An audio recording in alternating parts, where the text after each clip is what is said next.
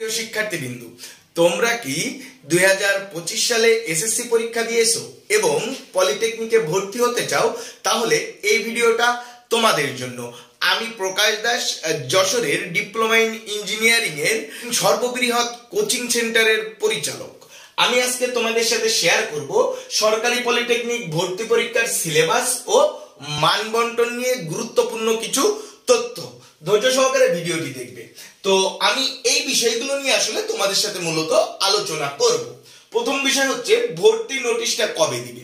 তোমাদের এসএসসি পরীক্ষার রেজাল্ট দেওয়ার সর্বোচ্চ 15 দিনের ভিতরে তোমরা ভর্তি নোটিশটা পেয়ে যাবে আশা করা যায়। এরপরে কত মার্কের পরীক্ষা হবে, অর্থাৎ তোমাদের এমসিকিউ টাইপের ভর্তি পরীক্ষা হবে এবং সেখানে সর্বমোট মার্কস হচ্ছে 100।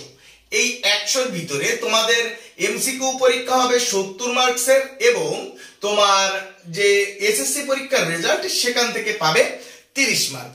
এই যে 30 মার্ক, এই 30 মার্ক কিন্তু তোমার হচ্ছে এসএসসি পরীক্ষার রেজাল্টের উপরে, অর্থাৎ প্রতি 1 পয়েন্টের জন্য তুমি 6 মার্ক পাবে। এখন মনে করো তুমি 4.50 পেয়েছো, তার সাথে 6 গুণন হবে, সেই মার্কসটা তোমার ভর্তি পরীক্ষার ক্ষেত্রে কাউন্ট করা হবে এবং বাকি যে 70 মার্ক, এই 70 মার্ক কিন্তু তোমার এমসিকিউ পরীক্ষায় অংশগ্রহণ করে অর্জন করতে হবে।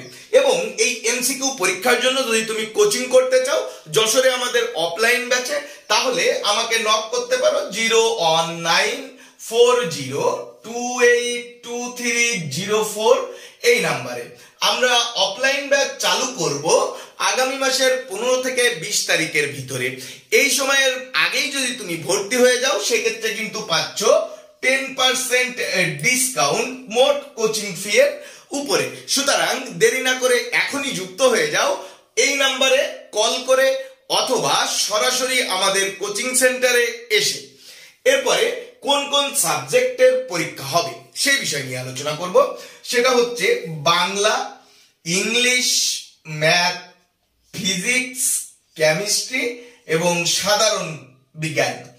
তো এই বিষয়গুলো নিয়ে পরীক্ষা হবে। আমরা এইগুলো তোমাদের কিন্তু অফলাইন ব্যাচে কোচিং করাচ্ছি এবং রেগুলার আপডেট শীটের মাধ্যমে পরীক্ষা উপযোগী করে তৈরি করছি।